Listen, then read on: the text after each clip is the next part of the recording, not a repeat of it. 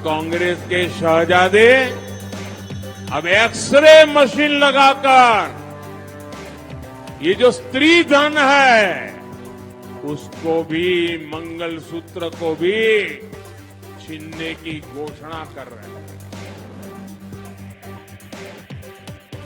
ये टीआरएस और कांग्रेस पार्टी दोनों तेलंगाना विमोचन दिन इसलिए नहीं मनाते हैं कि वो मजलिस से डरते हैं।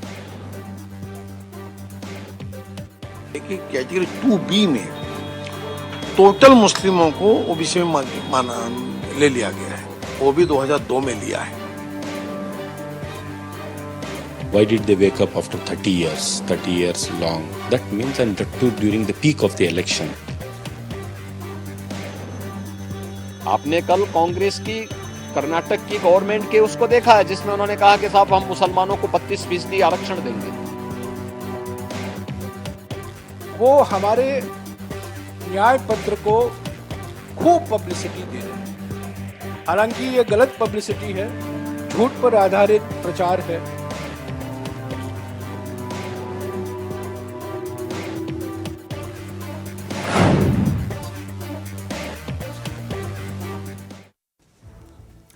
नमस्कार, प्रणाम।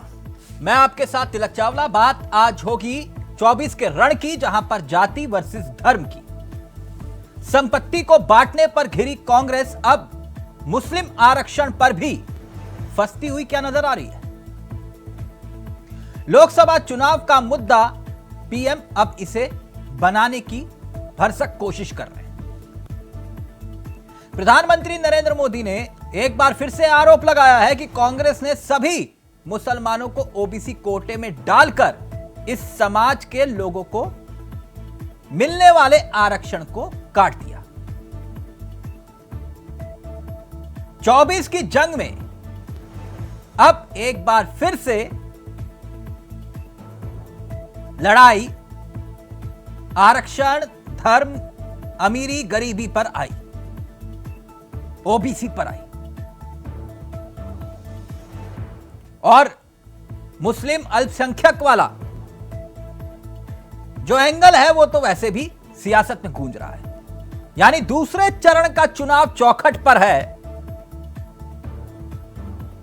कुछ ही घंटों के बाद दूसरे चरण के चुनाव की वोटिंग होनी है और सियासत गरमा रही है, सियासी तपिश बढ़ती जा रही है। यह तो हुई पहली खबर। अब आते हैं आज की दूसरी खबर पर। दूसरी खबर क्या है? लंबे अरसे से, लंबे समय से अखिलेश यादव के चुनावी मैदान में कूदने की अटकलें लगाई जा रही हैं। अखिलेश यादव ने कन्नौज की सीट से नामांकन दाखिल कर ही दिया। यह अखिलेश यादव तक सियासत सीमित नहीं है यूपी की। अखिलेश यादव के साथ साथ जिक्र राहुल गांधी का भी है। अब राहुल गांधी क्या वाकई में अमेठी से चुनाव लड़ने जा रहे हैं? वो था ना दो लड़के या दो सियासी लड़ाके।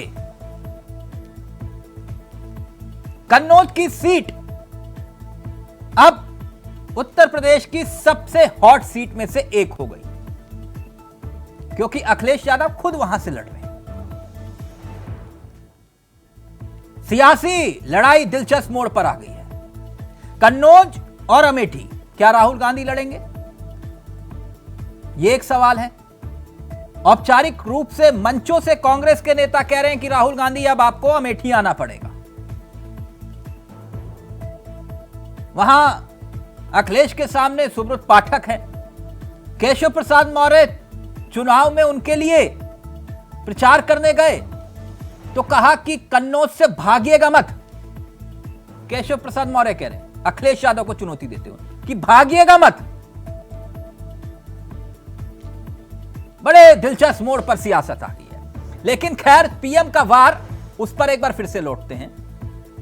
वो ये कह रहे हैं कि देश की संपत्ति मुसलमानों में बांट देंगे, ओबीसी का हक मुसलमानों को दे देंगे। मगर बात यह आई कहां से? कर्नाटक के सरकारी कॉलेजों में दाखिले का यहां पर जिक्र किया गया। ओबीसी की 150 सीटें मुसलमानों को दे दी गई। ओबीसी कोटे के 16% सीटें मुसलमानों को देने के मुद्दे पर अब बीजेपी सवाल उठा रही है। खबर सीधे तौर पर इतनी है कि ओबीसी आरक्षण पर चुनावी राजनीति अब गर्मा चुकी है। बीजेपी कांग्रेस एक दूसरे पर चुनावी आरोप लगा रहे हैं। कांग्रेस ने धर्म के आधार पर आरक्षण देने का जिक्र, क्योंकि आरोप पीएम का है कि कांग्रेस ने धर्म के आधार पर आरक्षण दिया, और राहुल कह रहे हैं कि बीजेपी आरक्षण खत्म करना चाहती है। कहानी दोनों की एक ही है, आरक्षण। क्योंकि बीजेपी कह रही कर्नाटक में सारे मुसलमानों को आरक्षण क्यों दिया, यह बताएं। यानी बीजेपी 400 सीट लाकर आरक्षण खत्म कर देगी, राहुल गांधी ये कह रहे हैं। और दूसरी तरफ पीएम इसी मुद्दे को लेकर सियासी सवाल उठा रहे हैं। आज इसी मुद्दे पर करेंगे चर्चा। हमारे साथ जुड़ेंगे मेहमान, लेकिन पहले आपको सुनाते हैं कुछ राजनीतिक बयान और फिर सीधा रुख करेंगे अपने मेहमानों की तरफ। इन्होंने मंगलसूत्र दबा के रखा है तो वहां भी इनकी एक्सरे पहुंचेगी, और थोड़ा बहुत जहर गहना जो रखा होगा, ये सपा कांग्रेस की सरकार आई तो उस पर डाका डालेगी, कब्जा करेगी। ये उन्होंने घोषणा की है, ये मैं नहीं कह रहा हूं, उनके बड़े बड़े दिग्गज कह रहे हैं, खुद शाहजादे कह रहे हैं। प्रधानमंत्री कहते हैं कि इस न्याय पत्र में धन पुनर्वितरण की बात होती है। मैं उनको चुनौती देता हूं। हमारे 50 पन्ने हैं, 50 पेज है ये मैनिफेस्टो, ये न्याय पत्र। इसमें एक शब्द हमने इस्तेमाल नहीं किया है जो कहता है वेल्थ रीडिस्ट्रीब्यूशन, धन पुनर्वितरण, ये कहीं नहीं है। और प्रधानमंत्री कहते हैं कि हम धन पुनर्वितरण में लगे जाएंगे। ये झूठ नंबर 2 है। मुझे बताओ कि यहां पर तेलंगाना विमोचन दिन मनाना चाहिए या नहीं मनाना चाहिए? जोर से बोलो, मनाना चाहिए या नहीं मनाना चाहिए? ये टीआरएस और कांग्रेस पार्टी दोनों तेलंगाना विमोचन दिन इसलिए नहीं मनाते हैं कि वो मजलिस से डरते हैं। मैं आपको बताना चाहता हूं, भारतीय जनता पार्टी ने तय किया है कि 17 सितंबर को हम तेलंगाना विमोचन दिन मनाएंगे, हम मजलिस से नहीं डरते। कन्नौज का इतिहास बहुत शानदार रहा है। कन्नौज का कारोबार उसने अपना न केवल भारत में बल्कि दुनिया में स्थान बनाया। यहाँ के लोगों की मदद, यहाँ के कारोबार, यहाँ के लोगों की खुशहाली के लिए, और जो विकास रुक गया है, जो विकास थम गया है, जिस विकास को जानबूझ करके बीजेपी के लोगों ने इसलिए रोका क्योंकि समाजवादियों ने वो काम शुरू किए थे। बीजेपी के लोगों ने नकारात्मक राजनीति की। उनकी भाषा, उनका व्यवहार, उनका काम करने का तरीका, बीजेपी के लोगों ने न जाने कई बार, कितनी बार लोगों को अपमानित किया है। यहाँ की जनता एक बार फिर प्यार, मोहब्बत, मिलीजुली संस्कृति, आपस में भाईचारा, उसका दौर शुरू करेगा। पता ही है कि कैटेगरी 2B में टोटल मुस्लिमों को ओबीसी में माना ले लिया गया है। वो भी 2002 में लिया है। आपने कल कांग्रेस की कर्नाटक की गवर्नमेंट के उसको देखा है जिसमें उन्होंने कहा कि साहब हम मुसलमानों को 32% आरक्षण देंगे।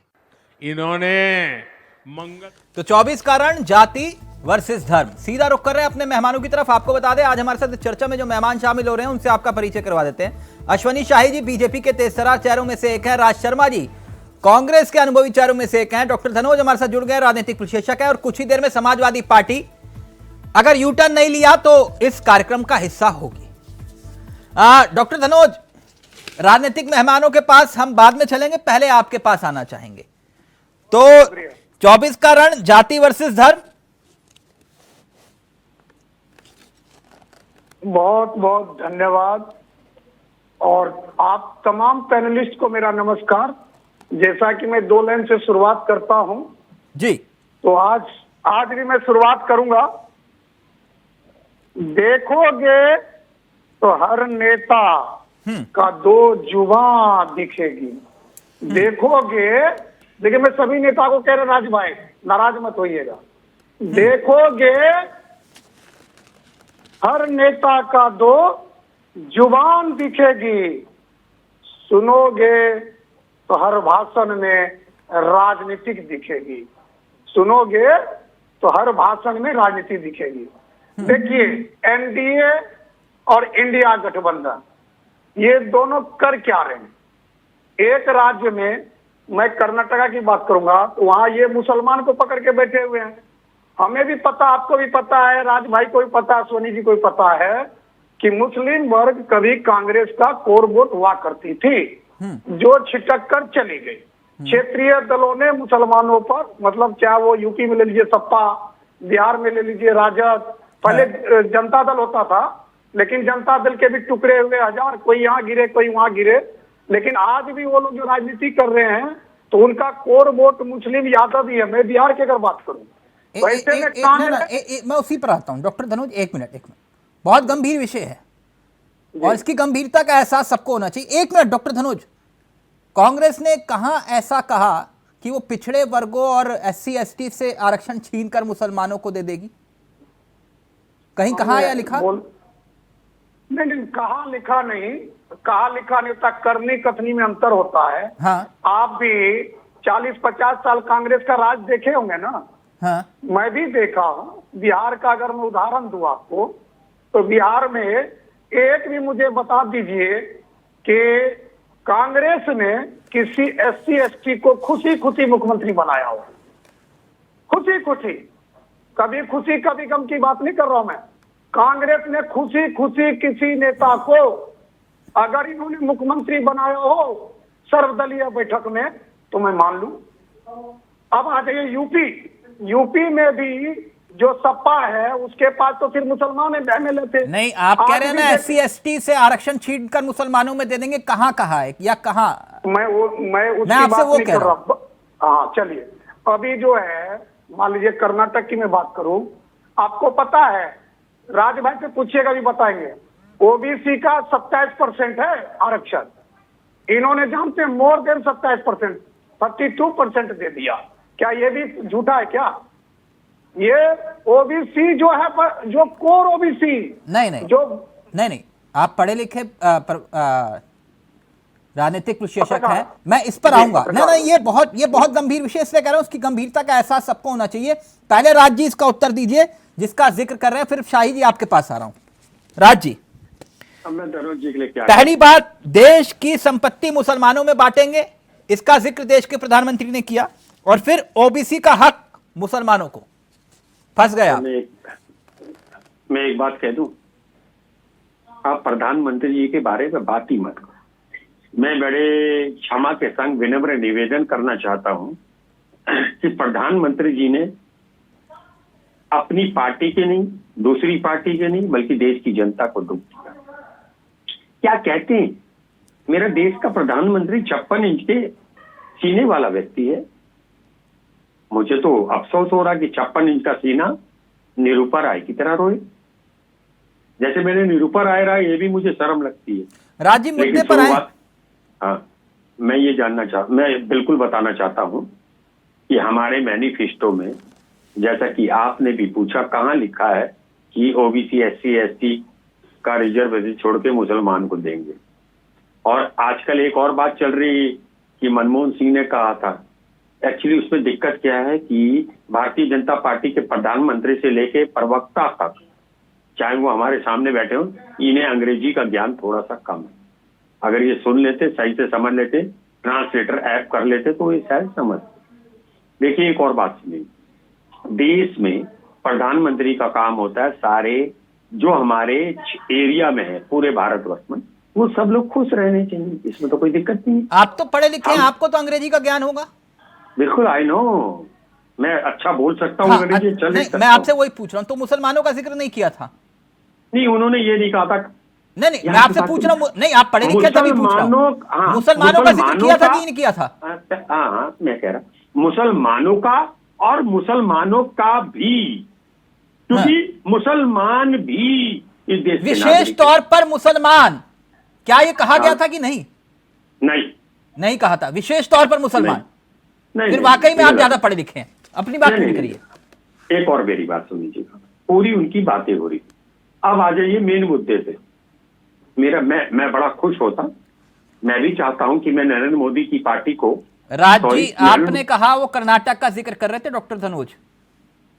अरे धनोज जी को छोड़िए, धनोज जी सीरियस व्यक्ति नहीं है, ये लोग मजा लेने के लिए आते हैं। और मैं धनोज जी को एक बात कहना चाहता हूँ, जीवन में ये भारतीय जनता पार्टी के प्रवक्ता या विधायक नहीं बन पाएंगे। एक्चुअली ये लोग they are paid, they are salary paid, they are salary paid. अब सुनो धनोज जी, धनोज जी पैसे से आते हैं, इनको पैसा दिया जा रहा है, और धनोज जी वही बात बोलते हैं। I am soldier of fourth pillar of India. You are not a social worker, you are not a social worker. You have said if you are a social worker, why you are a bike? Why you are a bike? Why you are not a balance? You should have a balance. You are not balanced. एक और बात बता दूं, ये अश्वनी शाही साहब झूठ बोले तो इनको थोड़ी सी माफी है, मगर आप झूठ बोलोगे आपको माफी नहीं है। आप मुसलमान क्यों झूठ बोलते हो धनोज जी? अब्दू वालिद, मैं 2 सवाल पूछ लूंगा, उसका जवाब चैनल में नहीं दे पाओगे। बोलिए, पूछूं? पहले बताइए, पूछूं? आई एम टॉकिंग अबाउट, अरे what you are not talking about anything. करते हो? अब क्या बात करते हो? Whenever you talk, you talk silly.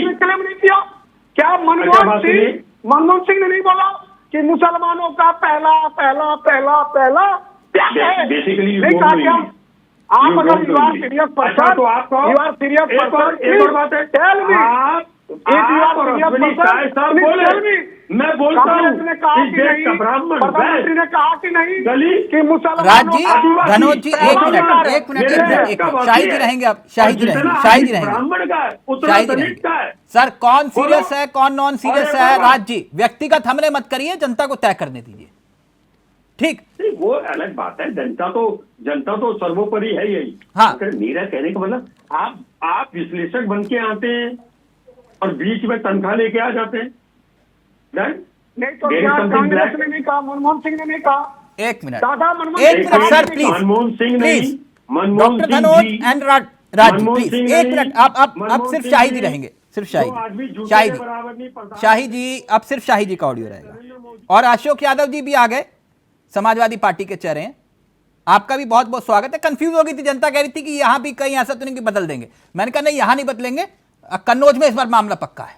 हाँ, एक मिनट शाहिद जी, वही बात आ रही है। पहले आपने कहा कि देश की संपत्ति मुसलमानों में बांट देंगे, वो मंगलसूत्र वाला मामला चल रहा था।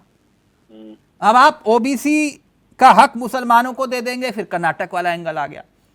अब कांग्रेस ये पूछ रही है कि कहां ऐसा कहा गया कि पिछड़े वर्ग और SC ST से आरक्षण छीनकर मुसलमानों को दे देंगे? जी, बहुत अच्छा सवाल। और आपके जो चर्चा होती है गंभीर होती है, थोड़ा सा हम लोग इस पर गंभीरता से चर्चा करें तो ज्यादा अच्छा रहेगा, और बहुत अच्छी चर्चा आप कराते हैं, इसके लिए आपको साधुवाद। देखिए, यहाँ पर अभी अंग्रेजी की क्लास हो रही थी कि भाजपा वाले और भाजपा के प्रवक्ता पढ़े लिखे नहीं है, तो अल्पज्ञानियों ने कुछ पढ़ा था जो माननीय मनमोहन सिंह जी ने भाषण दिया था। SC ST, महिलाएं, OBC एंड सब जो यूज हुआ था, एंड पर्टिकुलर मुस्लिम, पर्टिकुलर शब्द यूज हुआ था। तो पर्टिकुलर मतलब विशेषकर होता है, उनका हक इन संसाधनों पर पहले है। पर्टिकुलर मुस्लिम लिखा था, नहीं होगा तो आपके पास तो होगा ही, आपको कहने की आवश्यकता नहीं है। पहले तो पर्टिकुलर की स्पेलिंग बता दो। राज जी, ऐसा है ना, यहाँ पर ये स्पेलिंग ये सब नहीं, प्लीज सीरियस डिबेट चल रही है, तो आप इस तरह से प्लीज, मैं आपसे ऐसी उम्मीद अपेक्षा नहीं कर सकता। अब आपको किसकी स्पेलिंग चेक करनी है? हाँ प्लीज, राज जी का भी ऑडियो प्लीज, आपने मुद्दा उठाया, वो मुद्दे का जवाब आने दीजिए, डिबेट डिरेल मत करिए प्लीज राज जी। दूसरी बात, एक तो ये हो गया माननीय प्रधानमंत्री जी का जो भाषण रहा पर्टिकुलर मुस्लिम्स का, तो मुस्लिम्स को इन्होंने दिया है, ये शुरू से करते आए हैं मुस्लिम्स के लिए। कहाँ दिया है?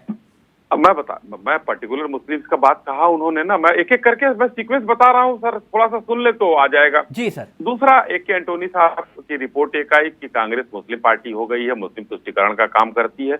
वो हमारे नेता नहीं थे, हम उसके लिए कुछ नहीं कह रहे। 2013 में आनन फानन में एक चुनाव घोषित होने से पहले एक ऑर्डिनेंस जारी किया जाता है, उसके लिए वक्फ बोर्ड की जमीनें किसको दी जाती हैं, हम लोगों को तो नहीं दी जाती हैं। दिल्ली के उसमें मथुरा रोड से लेकर और कनॉट प्लेस तक की जमीनें वक्फ बोर्ड को दे दी जाती हैं, चुनाव घोषित होने से जस्ट पहले। उसके बाद आते हैं अभी कुछ दिन पहले जो है, जब के मंदिर में मुसलमान जाएगा, ये क्या चिल्ला रहे हैं भाई, देखिए सर ऐसे गलत बात मत बोलो। उसके बाद राज जी आपको वक्त दिया ना, उनको अपनी बात रखने दीजिए। अगर आपको आपत्ति है मैं आपके पास आऊंगा, प्लीज प्लीज प्लीज। उसके बाद देखिए, कर्नाटक में अभी धनोज जी ने कहा 27% आरक्षण है, वहां 32% देते। एक तो हमारे संविधान में ये लोग रोज चिल्लाते हैं संविधान की हत्या हो रही है, लोकतंत्र की हत्या हो रही है। संविधान में धर्म पर आधारित कहीं आरक्षण की व्यवस्था नहीं। हाँ। और हम लोगों ने उसको समाप्त किया, अभी कुछ पिछली सरकार हमारी थी, वहां पर समाप्त किया गया वो आरक्षण। अरे शाही जी मुझे एक बात बताइए, मामला सुप्रीम कोर्ट में है। सर ये बात एक लाइन की तरफ चली जाने दीजिए, फिर सवाल ले लूंगा आपका। मामला वो सुप्रीम कोर्ट में गया, और अगर सुप्रीम कोर्ट में है तो फिर से सरकार ने कैसे दिया, और धर्म के आधारित अगर है तो क्या संविधान की हत्या इन लोगों ने नहीं की। और दूसरा, आप ये कह रहे हैं कि इन्होंने कर्नाटक में ऐसा ही किया, ओबीसी का आरक्षण छीन के मुसलमानों को दे दिया। जी, आखिर में ये ये क्लियर होना चाहिए, बिल्कुल अच्छी बात कही आपने। लेकिन एक बात मैं आपसे जानकारी चाह रहा हूं, मैं एक छोटी, एक मिनट राज जी, सवाल समझ में ना आए या पसंद ना आए तो आप भी पूछ सकते हैं, मेरे को कोई आपत्ति नहीं है। एक मिनट, या तो आप बोल लीजिए मैं बाहर चला जाता हूं, या फिर आप सवाल सुन लीजिए। सर मैंने पूरा वक्त आपको दिया है। शाही जी थोड़ा सा देश का ज्ञानवर्धन करिए, क्योंकि ये मसला आपने कहा कि ओबीसी का आरक्षण छीन के मुसलमानों को दे दिया। राज्य सरकारों के पास अनुसूचित जाति और जनजाति के लिए आरक्षण को संशोधित करने का अधिकार होता है। ये केंद्रीय आयोग करता है, उसका भी जवाब देता हूं, मैं ज्ञानवर्धन नहीं, क्योंकि मुझे लगता है कि ये अधिकार राज्य सरकार के पास होता नहीं है। होता है तो आप बताइए है? नहीं होता ना सर। ऐसा संशोधन करने के लिए क्या प्रक्रिया होती है वो आपको भी मालूम है। मैं उदाहरण के साथ बताता हूं। देखिए, इन्होंने कोशिश किया ना, उसके लिए इन्होंने क्या किया, जो कैटेगरी 1 थी उसमें 17 जातियां मुस्लिम की इन्होंने डाल रखी थी इन लोगों ने। कैटेगरी 2A में 19 जातियां मुस्लिमों की डाल रखी थी, और जब कैटेगरी 2A बनाया इन लोगों ने, उसमें बाकी जातियां आ गई, 4% आरक्षण उनको दे दिया। और ये गया केंद्रीय उसके पास, आयोग के पास, पिछड़ा वर्ग आयोग के पास, उन्होंने पूछा है इनसे। इसी तरीके का सेम एक और प्रकरण हुआ है पश्चिम बंगाल में। पश्चिम बंगाल में ऐसे ही उन जातियों को डाल दिया गया, मुस्लिम जातियों को डाल दिया गया, उसमें 81 या पता नहीं कितनी जातियों को डाल दिया गया था उसमें। सर तब पिछड़ा वर्ग आयोग ने पूछा इनसे, वहां की सरकार से, भाई आप ये कैसे कर सकते हैं? राज्य सरकारों के पास अनुसूचित जाति जनजाति के लिए आरक्षण को संशोधन करने का कोई अधिकार है ही नहीं है। संशोधन के लिए संसद के दोनों सदनों की मंजूरी होना बहुत जरूरी है। क्या मैं गलत हूं? तिलक जी एकदम आप सही सुनिए तो, लेकिन वो आया कहां से जाता है? वो पिछड़ा वर्ग आयोग से जाता है। पिछड़ा वर्ग आयोग ने पूछा कि भाई आप ममता जी इसको कैसे कर सकती हैं, तो वहां की सरकार ने क्या जवाब दिया उसको सुनिए। वहां की सरकार ने जवाब दिया कि ये कन्वर्जन के पहले से वो चली आ रही थी, ये जातियां कन्वर्ट हुई हैं। फिर पिछड़ा वर्ग आयोग ने पूछा आखिर इतना बड़ा कन्वर्जन हुआ कैसे? चलिए मैं मान गया, मैं आपसे मान गया, ठीक है। एक मिनट राज जी, पहले यहाँ पे बात कंप्लीट हो जाए, बहुत स्टडी करके बैठते हैं। शाही जी ये बहुत अच्छी बात है। राज जी मैं आपकी बात मान गया, ये लगभग 3 दशक से कर्नाटक में आरक्षण लागू होगा, पिछले 3 दशक से, अगर मैं गलत नहीं हूं। एक और बात, लागू इलीगल हो जाए, लीगली ना हो, उसकी कोई वैल्यू नहीं है। राज जी मैं एक मिनट शाही जी अपनी पूरी बात कर ले। शाही जी ये आरक्षण पिछले 3 दशक से लागू होगा? एकदम है। तो ना तो राज्य सरकार ने और ना ही भाजपा सरकार ने, पिछले 10 सालों में आपकी सरकार थी प्रभु राम की कृपा से जी, सत्ता में देश के प्रधानमंत्री नरेंद्र मोदी जी थे। केंद्र ने इस आरक्षण पर सवाल क्यों नहीं उठाया? ये देखिए, मैंने मेरे पास एक प्रेस विज्ञप्ति है, आपके पास भी होगा और हमको लग रहा है सबके पास होगा, जिसमें कैटेगरी 1, 2A, 2B, 3A सबका दिया हुआ है। नहीं, प्रेस विज्ञप्ति नहीं। अगर आप ये कह रहे हो कि हमें इस पे आपत्ति थी तो 10 सालों में आपने इसे अदालत में चुनौती क्यों नहीं दी? मामला सुप्रीम कोर्ट में चल रहा है ना, मैंने पहले ही सर आपने चुनौती दी क्या इसको? लग रहा आपने नहीं चुनौती, हमने तो उसको हटा दिया धर्म के आधारित, जब संविधान में बाबा साहब आप एक तरफ कह रहे हो कि वहां संशोधन का अधिकार नहीं है और दूसरी तरफ आप कह रहे हो कि हमने इसे हटा दिया। 10 साल से आपकी सरकार है सर, आपने कोर्ट में इसे चुनौती नहीं दी। कांग्रेस की सरकारों ने उसको ओबीसी घोषित किया और उसका लाभ देने लगे, तो जो असंवैधानिक था तो हमने उसको खत्म कर दिया। हमने खत्म किया, असंवैधानिक था और उसके लिए ये लोग गए आप सुप्रीम कोर्ट में गए नहीं, कोर्ट में गए नहीं, आपने कोई चुनौती दी नहीं इस फैसले को, हमने हटा दिया ना, हमने तो उसको कैंसिल कर दिया सर। राजी जल्दी से, फिर तिवारी यादव जी के पास जा रहा हूं मैं, अशोक जी के पास। अच्छा, मैं कह रहा हूं तिलक चावला जी, आप इन झूठों के संग क्यों बहस करते हो? ये वो ऐसे लोग हैं जो कबर विज्जू को भी मार के बता देंगे ये मगरमच्छ है। आप लोग क्यों झूठ बोलते हो अश्वनी साहब? ये जो एक मिनट जिस चीज का अधिकार मेरे बेटे को नहीं, वो कैसे कर लेगा? चीखता रहे। जो राज्य को अधिकार नहीं, चीखता रहे। आप कौन? आप 10 साल में आप बताएं। देखो अश्वनी साहब, 2 बातें तो याद रखना, कुछ गलतियां हमसे हो गई होंगी अनजाने और जाने में, तो आपको मौका मिला। जैसे कि 2004 कर्नाटक में मुसलमानों को पिछड़े वर्ग की 2B श्रेणी में शामिल किया कि नहीं किया आपने? देखिए, एक और मेरी बात, क्या अश्वनी साहब कह सकते हैं? और अश्वनी साहब ने इनके बड़े नेता, हालांकि ये पार्टी नहीं, इनके नेता ने कहूं, क्या इनकी कंपनी के मैनेजिंग डायरेक्टर और डायरेक्टर, एग्जीक्यूटिव डायरेक्टर ये कह सकते हैं मुसलमान इस देश का नहीं है? मैंने आपसे पूछा क्या ऐसा हुआ कि नहीं हुआ कि मुसलमानों को पिछड़े वर्ग की 2B श्रेणी में आपने डाला कर्नाटक में? अभी कहाँ डाल दिया? अच्छा, अभी सारा प्रोसेस है, इधर सुन लीजिए आप। राजी, आप तो कहते हैं आप बहुत पढ़े लिखे हैं और पढ़ लिख कर बैठते हैं। मेरी बात सुन लीजिए आप, मैं जो जितना बात कह रहा हूँ उसको आप सुनिए, मैं अगर गलत हूँ तब कहिए। मैं सिर्फ इतनी बात कहना चाहता हूँ कि 2014 के बाद सरकार में जब ये लोग आए, अश्वनी साहब आप सीरियस नहीं रहते हो, क्योंकि आप हमेशा मोबाइल में देखते हो, और मुझे लगता है कि जब आप ऐसे देखते हो तो हमारा यूजलेस है आपके सामने बैठ। आप देश को भी सीरियस नहीं लेते हो, आपके मेरे देश के प्रधानमंत्री सीरियस नहीं लेते, हम लगता आप भी नहीं लेते हो। अच्छा, क्या आपको कोई सीरियस ले रहा है? आप उसमें लगे रहते हो। क्या करते हो ये बताओ, क्या कर रहे हो? लुक एट मी, क्या बात है? क्यों देखे भाई, हम 4 लोग बैठे हैं, देश को बर्बाद कर रहे हो अपना, इसमें क्या व्हाट्सएप खेल रहे हो? भाई ज्ञानी जब बोलता है तो सर झुका के उसको सुनना चाहिए। एक अच्छा श्रोता भी अच्छा होता है।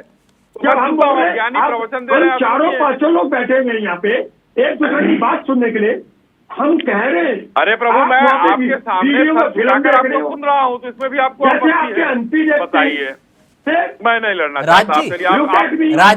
राजी एक मिनट शाही जी प्लीज। अब मैं अशोक जी के पास जा रहा हूँ। राजी, मैं जानता हूँ ये जो आप कर रहे हैं इसे कहते हैं सवाल से भागना। मैं तो नहीं भागा, आप सवाल नहीं, मैं बिल्कुल, आप इसे कहते हैं सवाल से भागना। सर मैं जानता हूं आप सैकड़ों डिबेट कर चुके हैं और आप जैसे काबिल प्रवक्ताओं की काबिलियत से मैं बाखूबी वाकिफ हूं। खैर छोड़िए अशोक जी, पूरा सवाल को आपने डिरेल कर दिया। अगर वो फोन में देख रहे हैं तो आपको क्या दिक्कत? मैंने सवाल किया तो आप उसका उत्तर दीजिए ना राज जी। खैर अशोक जी, एक मिनट सर प्लीज, बहुत गंभीर विषय मैंने कहा था, गंभीरता के साथ इसको लीजिए।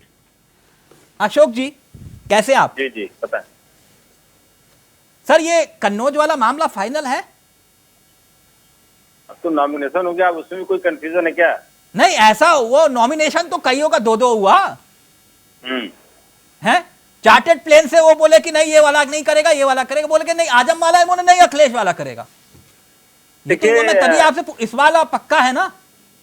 ऐसा है, हर पार्टी की अपनी स्ट्रेटजी होती है, हमारी भी एक स्ट्रेटजी थी। अच्छा, ये रणनीति थी तहत जो है, उसी स्ट्रेटजी के तहत ही जितने भी टिकट बदले गए हैं, हमारे पार्टी की अंदरूनी रणनीति का एक हिस्सा है। इसमें मुझे लगता है कि वाह, तिलक जी बहुत किसी बहुत को मुबारक प्रॉब्लम हो नहीं सर। होनी चाहिए। कम से कम उनका सोचा करो जिनका नाम का ऐलान करते हो, फिर वो लड्डुओं का ऑर्डर देते हैं, घर तक डिलीवर नहीं हो पाते, उनका नाम बदल देते हो आप। कम से कम उनके बारे में तो सोचो आप। तिलक जी 100 से ज्यादा लोगों के घर में लड्डू का ऑर्डर देके काट दिया भाजपाइयों ने, 100 से ज्यादा। नहीं, और अब ये उसमें बेचारे कन्नौज वाला फाइनल हमारे है जो कि नहीं? ये फाइनल है आप कह रहे हो ना? हमारे जो है पूर्व सेना अध्यक्ष भी के घर भी लड्डू का ऑर्डर देके कैंसिल कर दिया गाजियाबाद वाले। तो ऐसा नहीं है। देखिए, ऐसा ही होता केशव है, प्रसाद लड्डू मौर्य का जी ऑर्डर गए कैंसिल कर दिया जाता है। पाठक जी के प्रचार में, वो ये कह रहे हैं कि कन्नौज वाला मामला फाइनल है कि नहीं, माने कि नहीं माने, भागोगे तो नहीं? देखिए तिलक जी, समाजवादियों की यही एक यूएसपी है कि वो हर विकट और विषम परिस्थिति में मजबूती से मुकाबला करने के लिए जाने जाते हैं। और भागने उगने का काम जो है ना, ये हमारे जो है भाजपा के मित्र लोग करते हैं, ये मुद्दों से भागते हैं। देखिए अभी आप तो ऐसी तमाम बातें कर रणनीति रहे थे। आप थोड़ा सा अगर विस्तार से बता पाए कि ऐसी ये कौन सी रणनीति थी? पहले आपने कहा कि तेज जी का फाइनल करिए, और फिर एकाएक स्वप्न टूटा और आपने कहा नहीं मैं ही लड़ूंगा, तो ऐसा मतलब क्या हुआ? तिलक जी, यहाँ पे हमारे भाजपा के मित्र भी बैठे हैं, हमारे कांग्रेस के साथी भी बैठे हैं। क्या ये अपनी रणनीति अंदर की बात जो खुलासा कर सकते हैं? तो वो नहीं कर सकते, वैसे हम नहीं कर सकते। हर पार्टी की अपनी अपनी रणनीति होती है। हाँ। और वो चीज टीवी चैनल पे बैठ के नहीं बताई जा सकती। अच्छा, कि हमने क्या ये बता सकते हैं कि जनरल वीके सिंह का टिकट इन्होंने क्यों काटा? क्या ये बता सकते हैं कि 100 से ज्यादा सांसदों का टिकट इन्होंने क्यों काटा? तो देखिए, ये भी नहीं बता सकते और हम भी नहीं बता सकते कि इतना टिकट रिप्लेस क्यों हुआ। ये हमारे पार्टी का अंदरूनी रणनीति का हिस्सा है। नहीं तो क्या ये भी रणनीति का हिस्सा है कि पहले बदायूं से बोले कि शिवपाल यादव लड़ेंगे, शिवपाल यादव बोले कि नहीं ये अब मेरी उम्र नहीं, अब बेटा लड़ेगा, बोले कि हाँ चलो ये फाइनल करो अब, ये भी रणनीति का हिस्सा है। तो इसमें ये बताइए, चाहे शिवपाल चाचा जी हों या उनके पुत्र हों या जो भी जिसकी भी बात आप कर रहे हैं, अगर वहां की जनता ने डिमांड किया, देखिए चुनाव में जाता है कोई भी नेता तो किसके बदौलत जाता है? सिर्फ टिकट के बदौलत नहीं जाता है, वहां क्षेत्र की जनता की बदौलत जाता है। हाँ। कि जब वो जनता सहमत नहीं रहेगी किसी वजह से किसी नाम पे, तो फिर जनता की भावनाओं का कद्र करना भी हमारा कर्तव्य है। अच्छा, ये जनता की भावना थी कि वो कह रहे थे तेज प्रताप से काम नहीं चलेगा, अखिलेश यादव को ही लेकर आओ? जनता की भावना थी। अच्छा, नहीं मुझे लगा कि मतलब परिवार तो एक ही है ना सर? नहीं, लेकिन आपने कहा कि नहीं, वहां जनता ने कहा कि पहले नहीं पूछा था जनता से? तिलक जी, बात परिवार की नहीं है, बात है क्षेत्र की जनता की, और जनभावना का सम्मान करना ही नेता का सबसे बड़ा नहीं, पहले नहीं पता था ना, पहले नहीं पूछा था जनता से? नहीं, देखिए टिकट दिया गया। हाँ। जब जनता ने, चाहे आप बदायूं की बात कर लीजिए, जनता ने कहा कि आदित्य यादव जी को हम लोग ज्यादा लाइक कर रहे हैं, चाचा जी ने भी कहा ठीक है भाई आप लोग लाइक कर रहे हैं, हमारे पार्टी में ज्यादा लाइक कर रहे हैं, तो उसमें कौन सी दिक्कत भाई? हाँ, शायद ही कोई समस्या, आप लोग क्यों? Is not allowed. जी तिलक जी बताएं। एक मिनट शाहिद जी, आप क्यों ललकार रहे कन्नौज में कि भैया आपकी बार?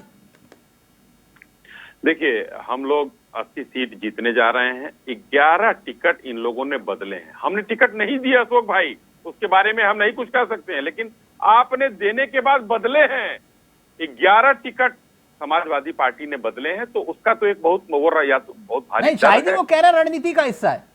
नहीं, ये टिकट बदलना हमने नहीं दिया, वो हमारी रणनीति का हिस्सा हो सकता है, ये न देते उसका हिस्सा हो सकता है, लेकिन टिकट बदलना। You are not a guard in, we are not the Indian signal by the guard. ये देखिए, ये क्या 400 कहां से ला रहे हो ये बताओ? शायद साहब आज आपको ओपन चैलेंज है। शर्मा जी, 400 शर्मा जी, आप इसी डिबेट में कह चुके हो कि कांग्रेस 150 लेकर आ रही है। मैं 150 का हिसाब दे दूंगा। हाँ ना, तो 150 लेकर आ रहे हो तो मुबारक हो ना आपको। एक मिनट रुक तो जाओ, शाहिद जी को बात तो पूरी करने दो।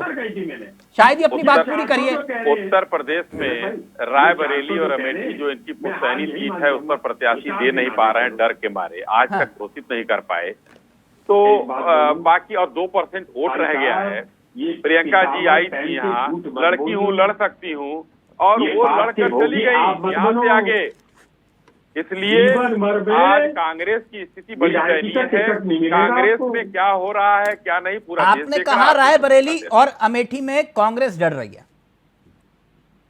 अभी तक प्रत्याशी घोषित नहीं किया तो ये डर नहीं तो और क्या कहेंगे? एक मिनट राज जी प्लीज, एक मिनट राज जी अशोक जी के साथ इनका शाहिद जी, समझौता मैं मान गया आपकी बात की कांग्रेस डर रही है अमेठी और रायबरेली में, आपकी बात मान गया जी। केसरगंज में आप क्यों डर रहे हो? हम कहाँ डर रहे हैं, हमारा टिकट घोषित हो जाएगा 1-2 दिन में। नहीं तो अब तक क्यों नहीं हुआ? हमारी सीट है सर, वो कैसरगंज हमारी सीट है। तो मतलब बृजभूषण चुनाव लड़ रहे हैं? अब 2-3 दिन में जब घोषित, हम नाम कैसे बता दें, लेकिन घोषित है। नहीं तो फिर आप कह रहे हो कि कोई टेंशन नहीं है, तो फिर बृजभूषण का नाम सुन के आप टेंशन में क्यों आ गए? नहीं, कहाँ टेंशन में आ गए? नहीं लग रहा है टेंशन में आ गए आप। नहीं, कोई टेंशन नहीं है। अब पार्टी जिसको तो अभी तो आप कह रहे थे रायबरेली और अमेठी, मैंने केसरगंज का नाम लिया तो आप। अरे भाई वो तो पुश्तैनी सीट इन लोगों की है, गांधी परिवार की पहचान है। तो केसरगंज भी तो बीजेपी के नाम है ना सर? बीजेपी के नाम तो पहले भी थी। हाँ, वहाँ तो ब्रजभूषण जी नहीं जीते थे, दूसरा जीता था वहाँ। नहीं तो इस बार बृजभूषण को टिकट मिलेगा कि नहीं? आप कह रहे हो कि कोई डर नहीं है, तो अब तक क्यों रुके हो? रुके हुए हैं, अब पार्टी की स्ट्रेटजी है हमारे। अच्छा, ये भी रणनीति है? एकदम रणनीति है। तो ये रणनीति के पीछे की वजह जान सकते हैं? इस रणनीति के पीछे का वजह हम देखना चाहते हैं कि जो है हम किसको कौन सुयोग्य है, ब्रजभूषण जी हैं, उनके परिवार का कोई है या कोई बाहरी व्यक्ति है, पार्टी उस डिसाइड, हमारा संसदीय बोर्ड डिसाइड करता है। बृजभूषण के अलावा हम कोई और बदल ऑप्शन नहीं नहीं हो रहे सकता हैं केसरगंज में? हम टिकट बदल नहीं रहे हैं। हाँ। हमने अभी दिया नहीं है, दोनों में फर्क होता है। कट सकता है बृजभूषण का टिकट? अब ये पार्लियामेंट्री बोर्ड जाने, उतनी भाई मेरी तो हैसियत नहीं है कि मैं नहीं, मैं आपसे पूछ रहा हूँ, आप अभी चुनौती दे रहे थे ना रायबरेली और अमेठी और कन्नौज को लेकर। मैं अपनी औकात जानता हूँ, उससे ज्यादा मैं नहीं बोल सकता हूँ, लेकिन एक क्लियरिफिकेशन। नहीं, बृजभूषण पे नहीं बोलोगे या फिर केसरगंज पे नहीं बोलना आपको? नहीं, मुझे पार्टी के निर्णय पर नहीं बोलना है भाई। संसदीय बोर्ड जो निर्णय करेगा वो वहां पर लड़ेगा। मेरी हैसियत नहीं है, फिर क्यों बोल रही हो आप? मैं कहता हूँ मेरी हैसियत है, मैं जो बोलता हूँ मेरी पार्टी का बयान होता है। आप बोलिए भाई। मैं उस लेवल पर नहीं हूँ। नहीं। अरे आप ठीक है, राज जी कह रहे हैं कि जो मैं बोलता हूँ पत्थर की लकीर होती है। एक मिनट मैंने जो बोल दिया, एक मिनट राज जी, अमेठी से राहुल गांधी लड़ रहे हैं? यस, लड़ रहे हैं। रिकॉर्ड किया जाए, राज शर्मा जी कह रहे हैं कि अगर अमेठी से राहुल गांधी लड़ रहे हैं, रायबरेली से मेरा सवाल, एक मिनट क्लियर कर लेते हैं। रायबरेली से प्रियंका गांधी जी लड़ेगी। प्रियंका गांधी जी लड़ेंगी। दोनों बातें नोट कर लो। अब एक मिनट, अब राज जी ने कहा है कि अगर ऐसा नहीं होगा तो वो राजनीति से संन्यास ले लेंगे। बोलिए। नहीं, संन्यास क्या, मैं राजनीति को ही कर रहा हूँ, मैं तो अपने देश के हित की बात रख रहा हूँ। हाँ, अच्छा, अब मेरा जवाब तो अभी आप शाही जी को चैलेंज कर रहे थे, आप क्यों चुनौती स्वीकार करने में दिक्कत हो रही है? आपने कहा कि जो मैंने कहा वो कांग्रेस की जुबान। ठीक है। अश्वनी शाह साहब ये जवाब दे दे, वो केसरगंज से वो कौन है, वो बलात्कारी का वो लगा था पॉस्को एक्ट का मुकदमा, क्या उसको टिकट दे रहे हो या नहीं दे रहे हो? हाँ या एक सुकन्या का भी मुकदमा चला था इस देश में, याद होगा। एक और मेरी बात सुनो शाहिद साहब, आपको ये इतिहास माफ नहीं करेगा। अमेठी में सुकन्या का भी मुकदमा चला था, आपको नहीं याद है?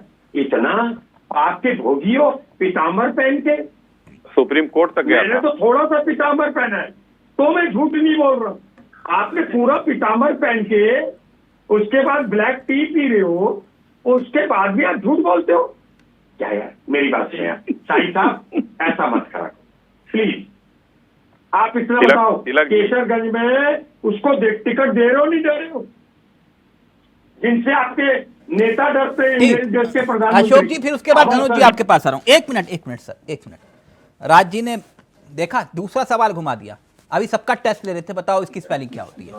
खैर, अशोक जी, अब क्या बदलेगा अखिलेश यादव के कन्नौज में चुनाव लड़ने से? क्या बदलेगा?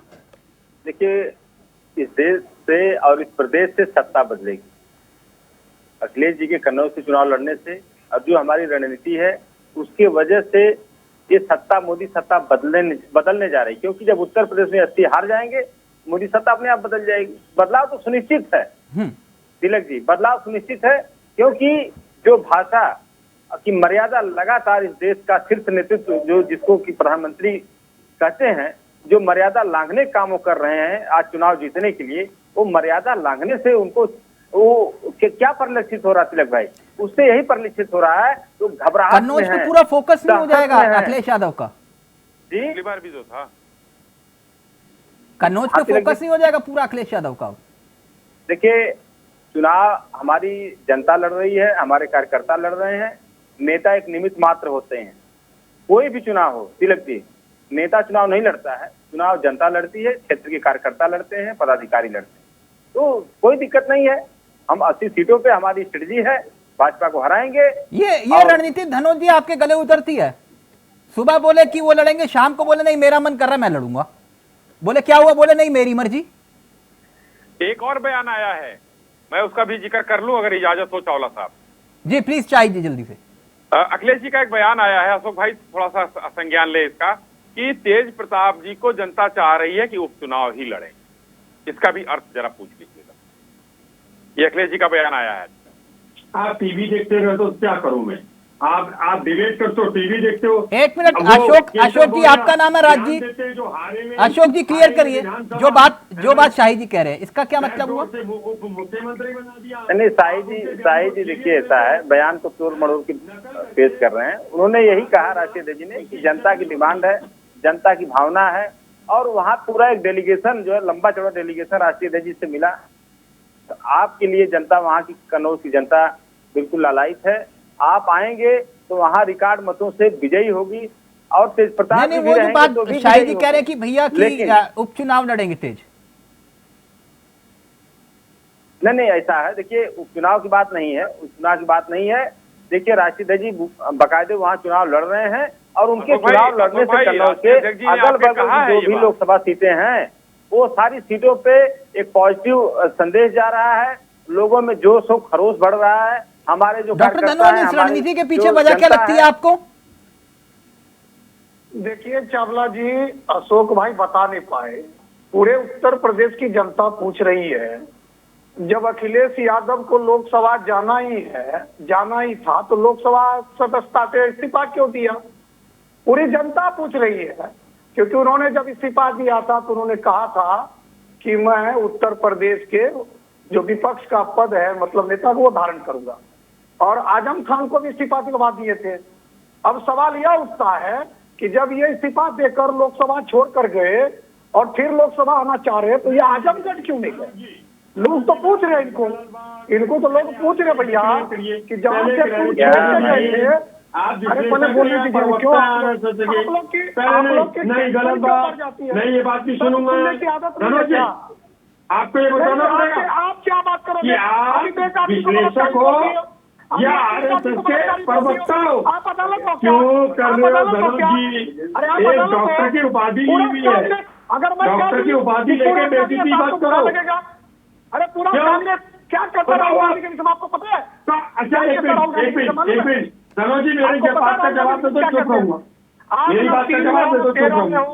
आप इतना बताओ, एक मिनट मेरी बात का मैं चुप रहूंगा। आप ये बताओ कि प्रधानमंत्री जी ने, गृह मंत्री जी ने सदन में महिला की बेइज्जती करी, वर्तमान प्रधानमंत्री की बेइज्जती करी, झूठ बोलना, क्या ये गलत है या सही है? करना, आपका इस तरह से बात करना, एक बात बताओ डॉक्टर धनोज जी, आपकी नकली दे रही है, मैं तो अखिलेश जैसे प्रधानमंत्री की है, क्या अखिलेश यादव साबित तक है। आप नहीं हो doctor, you are not suppose to be a doctor, don't call yourself doctor. मत करो, मेरी बात का जवाब दे दो, मैं चुप क्यों रहूंगा? अरे मेरी बात का जवाब दे दो। आप एक बात विश्लेषक हो, आपको बोलना पड़ेगा सही। प्रताप इतना भैया, प्रधानमंत्री ने ऐसे करा, ऐसे गृह मंत्री ने कहा इल्लू, प्रधानमंत्री ने, वर्तमान चीफ मिनिस्टर ने वर्तमान प्राइम मिनिस्टर को कहा रेन कोट पहन के नाते। ये गंदा सब था या नहीं था?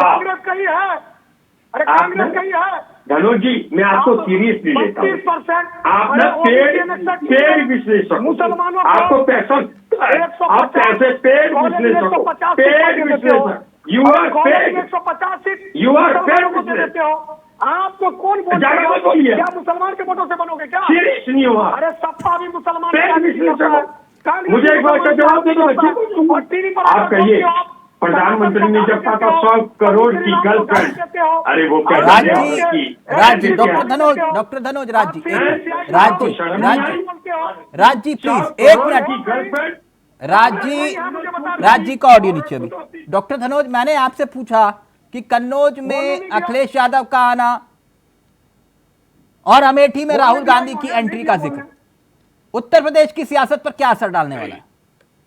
देखिए, कोई असर नहीं डालेगा, कोई असर नहीं डालेगा। बस एक भूमिका बना रहा, भूमिका यह बना रहा है कि देखो मैं लड़ रहा हूं, बस। तो कोई भूमिका नहीं है। कन्नौज को अखिलेश के जायद कन्नौज का स्टैंड खुशबू देता है, सीधा वहां का लोग बोलता है, ये आप देख लीजिएगा, क्योंकि वो हार निहार कर वहां पहुंचे हैं। अगर वो लड़ता तो आजमगढ़ जाता, वहां तो निहरवा लड़का रहा था। धनोज जी, आप तय करोगे कौन कहां से लड़ेगा? अरे मैं तय नहीं करूंगा। एक मिनट राज जी, आज आप कांग्रेस के भी प्रवक्ता बनोगे, आप सपा के भी प्रवक्ता बनोगे, ऐसे नहीं हो पाएगा ना राज जी। कम से कम अशोक जी को तो बोलने का मौका दीजिए। पुराने जमींदार हो, रुक जाओ एक मिनट। अशोक जी, जी वो ये कह रहे हैं कि पहले भी तो लड़े 2 लड़के, क्या हुआ? देखिए, अभी धनोज जी का अंग्रेजी में बोल रहे थे कि I am the 4th pillar of democracy. मुझे इनकी इस बात से बड़ा घोर आपत्ति है जब ये कहते हैं कि I am the 4th pillar of democracy. तो 4th पिलर ऑफ डेमोक्रेसी सत्ता की दलाली नहीं करती, सत्ता से सवाल करती धनोज जी। और आप जो सिर्फ और सिर्फ जब से बैठे हैं दलाली कर रहे हैं, मुझे बुरा लग रहा है कहते हुए। लेकिन अगर आप वास्तव में पत्रकार रहते तो आप जो है अनबायस्ड वे में सवाल पूछते। इस तरह से नहीं चलता है, इस तरह से नहीं चलता है भाई, इस तरह से नहीं चलता धनोज जी। आप यहाँ बैठ के चाटुकारिता करेंगे, आप यहाँ बैठ के भाजपा की चाटुकारिता करेंगे, सत्ता की दलाली करेंगे और उसके बाद अंग्रेजी बोलेंगे कि I am the 4th pillar of democracy. कैसे चलेगा? ऐसे आपके कहने से नहीं होगा ना, आपके कहने से नहीं होगा। आप 4th पिलर कह दीजिए, वो अलग बात है, लेकिन जनता आपको जो देख रही है वो यही कहेंगे ये आप दलाली कर रहे हो भाजपा की। आपको 4th पिलर तो नहीं मानने जा रहा है, आपको सब लोग कहेंगे सत्ता की दलाली कर रहे हैं, सत्ता की चापलूसी कर रहे हैं टीवी बैठ के। आप या तो अपने नाम के आगे हटा दीजिए डॉक्टर धनोज कुमार राजनीतिक विश्लेषक, उसको लिखिए धनोज कुमार भाजपा प्रवक्ता, ऐसे लिखिए। हम नहीं बोलेंगे, हम ऐसा फालतू बोले आपके लिए, लेकिन आप जो है इस तरह से हाल उड़ के बैठे हैं, वो नहीं होती। कहाँ से दलाली की हो ना, आप देश की दलाली की हो कि नहीं की हो? आप दलाली, अरे दलाली तो आप टीवी बैठ के कर रहे हो, दलाली तो आप टीवी बैठ के कर रहे हो भाई, दलाली आप टीवी बैठ के कर रहे हो। अब राज जी का ऑडियो फिर शाहिद जी को पूरा वक्त। राज जी, एक minute please, Ashok ji, doctor Dhanoj ji, please इतना गंभीर विषय कहाँ? एक मिनट प्लीज, राज जी का ऑडियो रहे। मैं धनुष जी, अरे धनुष जी चुप रहो। धनुष जी मैं एक सवाल पूछना चाहता हूँ। अब धनोज जी का ऑडियो नीचे रहेगा, सिर्फ राज जी का रहेगा, फिर पूरा वक्त शाही जी का। धनुष जी, विनम्र निवेदन है, आपने डॉक्टर की डिग्री कहाँ से ली? चैलेंज करता हूं। राज जी, ये टॉपिक नहीं है ना। नहीं, आप छोड़िए। आपको अगर उनकी डिग्री चेक करनी है, उससे व्यक्तिगत बात करेगा प्लीज। जी के सामने मुझे डिग्री दिखाओ, नकली डिग्री है जैसे आपके। राज जी, क्या लॉजिक से आपके तर्कों पर बात नहीं होती आपसे? नकली डिग्री कैसे बात? एक डॉक्टर पीएचडी नहीं, प्लीज शाही जी का ऑडियो रहेगा। शाही जी, क्या वाकई में आपको लगता है कि कन्नौज में अखिलेश यादव का आना और अमेठी में राहुल गांधी का आना बीजेपी के लिए दिक्कत लेकर आएगा? एक मिनट शर्मा जी। देखिए, 2019 भी लड़े थे और हार के गए थे यहाँ से, और कन्नौज जो है डिम्पल जी लड़ी थी 19 में, और डिम्पल जी का मतलब अखिलेश अर्धांगिनी। राहुल गांधी कितने मार्जिन से चुनाव हारे थे स्मृति ईरानी जी से? राहुल गांधी हमको लग रहा है 50,000 के या 1 लाख के मार्जिन से हारे थे। आई थिंक 50,000 या 1 लाख था। 50 से 53,000 राजनीति छोड़ दूंगा अगर 1 लाख से हारोगे राहुल गांधी। अरे भाई रुक जाइए ना, ये क्यों इस बहस को जो है राज जी खराब करते हैं? राज जी प्लीज, राज जी क्यों? एक मिनट रुकिए ना सर, 1 मिनट। 53,000 से हारे, आई थिंक 53,000। हाँ, 1 मिनट रुकिए ना, 1 मिनट रुकिए सर। आप इसे क्या मतलब मानते कि ये बम्पर जीत थी? नहीं जीत, देखिए अगर आप ये बताइए, एक आप मान लीजिए कि इंडिया वॉइस चैनल 25 साल से चल रहा है और आप प्रस्तोता है 25 साल से, आपकी जगह अगर किसी को रिप्लेस कर दिया जाए, भले एक अदना सा आदमी आ जाए, तो बहुत वो होता है ना आदमी को तो ये पुश्तैनी सीट थी। कितने लोगों ने जीता? 2-3 बार फिरोज गांधी ने, नेहरू जी ने, इंदिरा गांधी ने, संजय गांधी ने, राजीव गांधी ने, सबने वहां चुनाव जीता है। 16 चुनाव में लगभग आधे से ऊपर चुनाव, एक बार 2 बार जो है, एक बार ठीक, यानी आप ये कह रहे हो कोई फर्क नहीं पड़ेगा, ठीक है। लेकिन एक बड़ा गंभीर विषय है। आप राज जी प्लीज, मैं आपसे हाथ जोड़ के रिक्वेस्ट है सर, बहुत गंभीरता के साथ तमाम मुद्दे, या तो आप कहिए कि भैया वो वाला मसला है, मैं यहां पर वो नहीं, क्या शाही साहब, एक होमगार्ड अगर 10 रुपए भूसे के ट्रक से ले रहा हो, उनसे ये रोक के बात नहीं कर सकते, और ये इंदिरा गांधी, राजीव गांधी की बात करेंगे। राज जी प्लीज, राज जी का ऑडियो अभी नीचे रहेगा। राज जी आराम से प्लीज। एक बात मैं जानना चाह रहा था शाही जी, एक और बड़ा गंभीर मसला है और देश में पता नहीं क्यों उस पर चर्चा नहीं हो रही, और लाइव में कमेंट आया तो थोड़ा सा ध्यान मेरा, वो जो मुसलमान वाला विषय है, मंगलसूत्र मुसलमान वाला चल रहा है। सुनने में आया है कि चुनाव आयोग ने नोटिस जारी कर दिया। तो अच्छी बात है, चुनाव आयोग तो कम से कम इस पर खुश होना चाहिए। चुनाव आयोग निष्पक्षता से काम कर रहा है। सर बधाई हो आपको। अरे भाई, तो बहुत अच्छी बात है। हमको क्यों बधाई? बधाई विपक्ष को दीजिए। बधाई इसलिए क्योंकि पीएम मोदी, एक मिनट जी, पीएम मोदी इंडिया के पहले प्रधानमंत्री बन गए जिनके खिलाफ चुनाव आयोग ने आचार संहिता के उल्लंघन का मामला संज्ञान में लिया। एकदम संज्ञान में लिया है, कोई दिक्कत नहीं, अच्छी बात है। कोई दिक्कत नहीं आपको? मुस्लिम शब्द यूज भी नहीं किया है। आप देखिएगा वहां पर उनको वहां से क्लीन चिट मिलेगी, मैं कहता हूं, क्योंकि मुस्लिम शब्द यूज नहीं किया है वहां पर। नहीं, क्लीन चिट भाषा वहां नहीं है। एक मिनट थोड़ा सा क्लियर कर देते हैं ना। नफरती भाषण का जो जिक्र हो रहा है पूरे देश में, नोटिस जारी हुआ तो है, लेकिन देश के प्रधानमंत्री को नहीं हुआ, आपकी पार्टी के अध्यक्ष जेपी नड्डा जी को हुआ है। एकदम होगा, पार्टी के प्रधानमंत्री को हो भी नहीं सकता। नहीं, नड्डा जी को आप कह रहे हो कि हो नहीं सकता? पार्टी के अध्यक्ष को हुआ कि आपके पार्टी के नेता लोग ऐसी भाषण दे रहे हैं। नहीं तो नेताओं के नाम पर नोटिस जारी होता है ना? नहीं तो अध्यक्ष के नाम पर हुआ है ना, तो बाकी नहीं तो अध्यक्ष के नाम पर, मैं वही तो पूछ रहा हूँ, अध्यक्ष के नाम पर होता है या फिर नेताओं के नाम पर? प्रधानमंत्री को उसमें होगा, कोई संवैधानिक व्यवस्था होगी कि देश के सर राहुल गांधी के राहुल गांधी के भाषण पर भी आपत्ति, तो नोटिस जारी हुआ खड़गे जी को। राहुल गांधी क्या है? प्रधानमंत्री हैं सर। खड़गे जी को नोटिस जारी हुआ, वही तो कह रहा हूँ, मेरी पूरी बात तो सुनिए। खड़गे जी प्रधानमंत्री हैं सर। प्रधानमंत्री वाली सर, कानून तो सबके लिए बराबर है ना? एकदम बराबर है, लेकिन देश के प्रधानमंत्री को, देश के राष्ट्रपति को कुछ एग्जम्पशन सर, हमारे देश का संविधान बताता है कि कानून सबके लिए बराबर है। एकदम बराबर है। देखिए, देश के प्रधानमंत्री का एग्जम्पन कौन दूर करता है? राहुल गांधी। सर आप बात घुमा रहे हैं। मैं शाही जी आपसे सिर्फ ये जानना चाह रहा हूं, जैसे कि इससे पहले दिलीप घोष, सुप्रिया श्रीनेत, रणदीप सुरजेवाला, आज आम आदमी पार्टी से इतना नाम ले रहे हैं सर, ये सभी को उनके नाम से नोटिस जारी हुआ है। इसमें देश का प्रधानमंत्री है कोई? एक व्यक्ति का नाम बताइए सर। आज तक कभी किसी देश के प्रधानमंत्री के नाम पर नोटिस ऐसे जारी नहीं हुआ।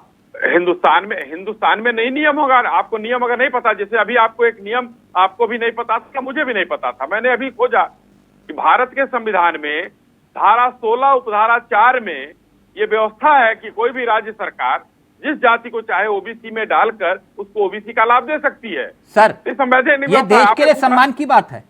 आपने कहा कि अभी सदन के दोनों पक्षों से किया जाएगा, वो बात की चीज है, लेकिन ये संवैधानिक व्यवस्था है। तो वही संवैधानिक व्यवस्था होगी कि देश के प्रधानमंत्री को नोटिस से एग्जाम किया जाता है। शाही जी मैं छोटा सा सवाल, क्या ये सम्मान की बात है? सम्मान, उन्होंने कुछ गलत कहा ही नहीं, तो सम्मान और असम्मान की कोई बात नहीं। यहाँ पर तो अच्छे मैं क्या कहते हैं, निर्वाचन आयोग को साधुवाद देता हूं कि कम से कम अगर इन लोगों ने कहा तो उसमें लिया गया, संज्ञान में लिया गया, नोटिस पार्टी अध्यक्ष को भेजा गया, लेकिन वहां पर कोई माननीय प्रधानमंत्री जी ने, आप ये कह रहे हो पार्टी अध्यक्ष को भेजा गया? एक मिनट राज जी, फाइनल कमेंट आपसे लूंगा। आपने कहा पार्टी अध्यक्ष को ही भेजा गया। हाँ, मतलब मैं आपका जनरल नॉलेज का टेस्ट नहीं ले रहा, लेकिन फिर भी एक बात जानना चाह रहा था आपसे जी, कि आप गाड़ी चला रहे हैं, ठीक, आप ड्राइव कर रहे हैं, भगवान ना करे आपसे कोई दुर्घटना हो जाए या फिर रेड लाइट ही क्रॉस कर देंगे, ठीक है, लाइसेंस किसका रद्द होगा, आपका या फिर गाड़ी के मालिक का? एकदम सही सवाल। आप हिंदुस्तान में आप भी गाड़ी खरीदते हैं, हम भी गाड़ी खरीदते हैं। हाँ। भारत के राष्ट्रपति भी गाड़ी खरीदते हैं, राज्यपाल भी गाड़ी खरीदते हैं। हाँ। उन लोगों की गाड़ी पर नंबर क्यों नहीं होता? भारत की लाट क्यों होती है? हमारे आप पर क्यों होता है? जरा बताइए। अच्छा, तो हम मतलब आम आदमी है और आप वीआईपी हैं, कानून अलग अलग है, आप ये समझा रहे मुझे। राज्यपाल के क्यों नहीं नंबर लगता है? सर मैंने सिर्फ आपसे ये पूछा कि क्या गाड़ी चलाने वाले का लाइसेंस रद्द होता है या फिर गाड़ी खरीदने वाले का? क्या वो गाड़ी नहीं चलाते हैं क्या? वो गाड़ी में राज्यपाल, सर जिसकी गाड़ी है उसका लाइसेंस रद्द होगा या जो ड्राइविंग कर रहा है उसका?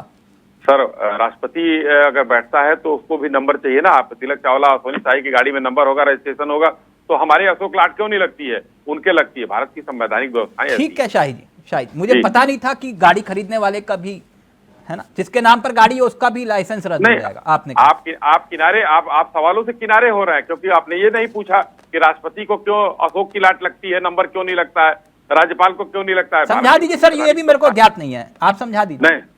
नहीं समझाना क्या, भारत की संवैधानिक व्यवस्था है। आप देखिएगा कभी राज्यपाल आपके बगल से गुजरे, महामहिम राष्ट्रपति, महामहिम उपराष्ट्रपति गुजरे। सर मेरा संविधान बताता है कि कानून सबके लिए बराबर है। तो आपका संविधान बताता है तो आप एक पीआईएल दाखिल करिए कि भारत के उपराष्ट्रपति, उपराष्ट्रपति और राज्यपाल की गाड़ी में नंबर क्यों नहीं लगता है। पीआईएल दाखिल करना चाहिए। पीआईएल के लिए तो इस समय ठीक है, आप मुझे समझा रहे हैं कि कानून सबके लिए बराबर नहीं होता। खैर राज जी, फाइनल कमेंट आपका, और प्लीज संयम के साथ अपनी बात को रखिएगा। मैं बिल्कुल एक बात कहता हूँ, अश्विनी साई साहब, दुनिया में ये माना गया कि पीताम्बर और तिलक सनातन धर्म का वर्चस्व है, शक्ति है। इतना झूठ बोलती, आपको पीताम्बर पहनने का हक नहीं। राहुल जी के नाम पर भी गया है नोटिस, उनके नाम पर नहीं गया, खड़गे जी के नाम पर गया है, मालूम है ना? ठीक है, कोई दिक्कत नहीं, कोई दिक्कत नहीं, जवाब दे। अगर नहीं वो तो आप लोग, मैं जानता हूँ आप लोगों को कोई दिक्कत नहीं होती, माफी भी मांगनी है तो मांग लेते हैं कोर्ट में। अगर राहुल जी ने गलत किया है तो राहुल जी को जवाब देना होगा, और अश्विनी साई साहब ने अगर गलत किया, क्योंकि ये सत्ता में तो इन्हें जेल जाना होगा, और प्रधानमंत्री जी ने गलत किया क्योंकि वो सत्ता में तो उन्हें जेल जाना पड़ेगा। अगर गृह मंत्री ने गलत किया ना तो उन्हें जेल। अभी देखिए सीरियस, देखिए ना तो इनके देश के नेता मेरे प्रधानमंत्री सीरियस है, ना अश्विनी साई साहब सीरियस है। देखिए वो कहा, वो लिखे होते हैं कहाँ पे आ जाए क्या आ जाए। अश्विनी साई साहब सीरियस रहा करो आप डिबेट में, जैसे आपके नेता नहीं सीरियस रहते हैं वैसे आप भी नहीं सीरियस रहते हो। ये देश के लिए नहीं, देश की आने वाली संतान के लिए बर्बादी का जाल क्या है? कुछ नहीं, नॉन सीरियस आदमी है राज जी, तो मुद्दे की बात कर ही नहीं सकते हैं। क्यों, क्या होता है? टीका लगाया, पीला वस्त्र पहना, क्या मेरे सनातन धर्म में टीका लगाने और पीला वस्त्र पहनने के बाद झूठ? सोनिया गांधी जो है, मैंने भी बोला, मेरा झूठ बता दो, आपको चैलेंज है। जैसे सोनिया गांधी जो है पहले क्या करती थी? प्रियंका वाड्रा के पति जमीन से जुड़े नेता हैं। अच्छा, फिर कोई बात, आप सर मुद्दे पर रहिए, अब जनता को तय करने दीजिए। गुजारिश करिए सब हाथ जोड़कर उस जनता से जो दूसरे चरण में मतदान करने जा रही है कि घर से बाहर निकलिए और वोट करिए। राज जी प्लीज, क्यों इतना नाराज हो रहे हो? मैं नहीं चाहता था कि आप थोड़े टाइम के बाद बीपी की दवाई खाओ, नहीं ना, आप मेरे मित्र की तरह हैं। मैं नहीं चाहूंगा कि आप ब्लड अपना क्यों बीपी बढ़ा रहे हो सर, मत करो ऐसा please. Thank you so much, बहुत बहुत शुक्रिया। अशोक जी आपका भी, डॉक्टर धनोज आपका भी, राज जी आपका भी, और शाहिद जी आपका भी। तो अब कुछ ही घंटों के बाद दूसरे चरण का चुनाव होने जा रहा है और सियासत का पारा और तपिश भी बढ़ती जा रही है। अब देखते हैं होता है क्या, लेकिन इतना जरूर है कि इंडिया वॉइस आपसे गुजारिश करता है कि अगर आपके क्षेत्र में मतदान है तो घर से बाहर निकलकर वोट जरूर डालिए। नमस्कार, जय हिंद, जय भारत।